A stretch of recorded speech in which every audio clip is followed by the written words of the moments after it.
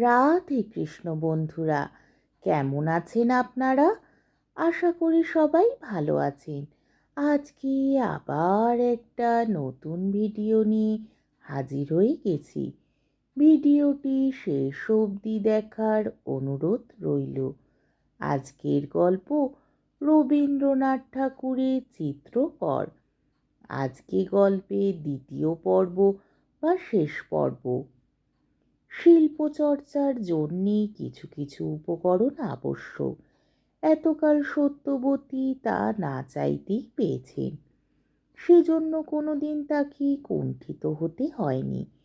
সংসার যাত্রার পক্ষে এই সমস্ত অনাবশ্যক সামগ্রী ব্যয়ের ফর্দে ধরে দিতে আজ যেন তার মাথা কাটা যায়। তাই তিনি নিজের আহারের খরচ বাঁচিয়ে গোপনে শিল্পের সরঞ্জাম কিনিয়ে আনতেন। যা কিছু কাজ করতেন সেও গোপনে দরজা বন্ধ করে। ভৎসনার ভয় নয়, অরসিকের দৃষ্টিপাতের সংকোচে।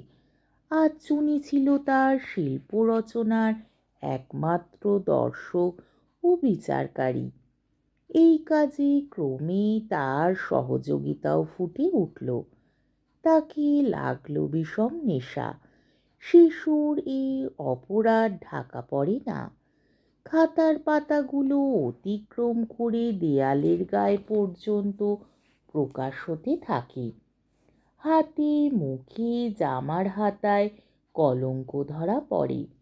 পয়সা সাধনার বিরুদ্ধে ইন্দ্রদেব শিশুর চিত্তকে প্রলুব্ধ করতে ছাড়েন না। খুড়োর হাতে অনেক দুঃখ তাকে পেতে হলো। একদিকে শাসন যতই বাড়তে চলল, আর একদিকে মা তাকে ততই অপরাধে সহায়তা করতে লাগলেন। আপিসের বড় সাহেব মাঝে মাঝে আপিসের বড়বাবুকে নিয়ে আপন কাজে মফস্বলে যেতেন। সেই সময় মায়েতে ছেলেতে মিলে অবাধ আনন্দ। একেবারে ছেলে মানুষের একশেষ। যেসব জন্তুর মূর্তি হয়তো বিধাতা এখনো তাদের সৃষ্টি করেননি, বেড়ালের ছাঁচের সঙ্গে কুকুরের ছাঁচ যেত মিলে। এমনকি মাছের সঙ্গে পাখির প্রভেদ করা কঠিন হতো। এই সমস্ত সৃষ্টিকার্য রক্ষা করবার উপায় ছিল না। বড়বাবু ফিরে আসবার পূর্বেই এদের চিহ্ন লোপ করতে হতো। এই দুজনে সৃষ্টিলীলায় ব্রহ্মা এবং রুদ্রই ছিলেন। মাঝখানে বিষ্ণুর আগমন হলো না। শিল্প রচনা বায়ুর প্রকোপ সত্যবতীদের বংশে প্রবল ছিল। তারই প্রমাণস্বরূপে সত্যবতীর চেয়ে বয়সে বড় তারই এক ভাগ্নে রঙ্গলাল চিত্রবিদ্যায় হঠাৎ নামজাদা হয়ে উঠলেন। অর্থাৎ দেশের রসিক লোক তার রচনার অদ্ভুতত্ব নিয়ে খুব অট্টহাসি জমালে। তারা যেরকম কল্পনা করে তার সঙ্গে তার কল্পনার মিল হয় না দেখে তার গুণপনার সম্বন্ধে তাদের প্রচণ্ড অবজ্ঞা হলো।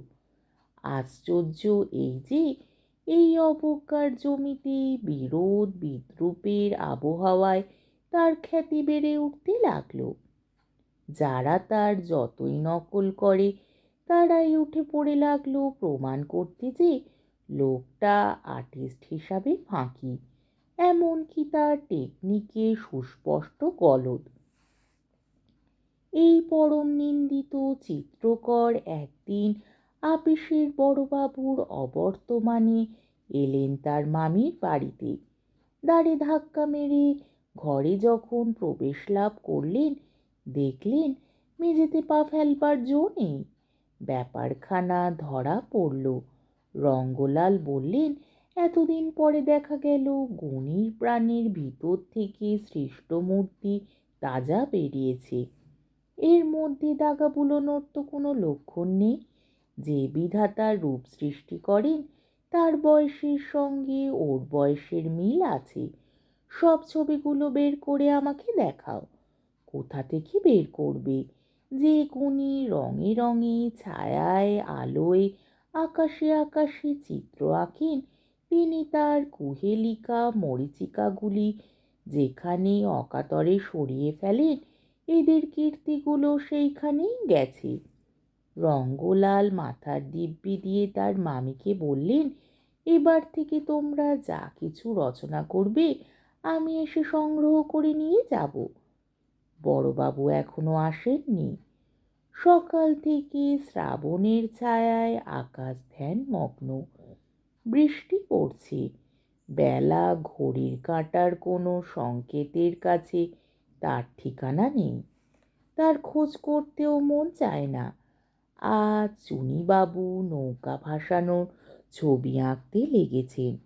নদীর ঢেউগুলো মকরের পাল, হাঁ করে নৌকাটাকে গিলতে চলেছে এমনইতর ভাব।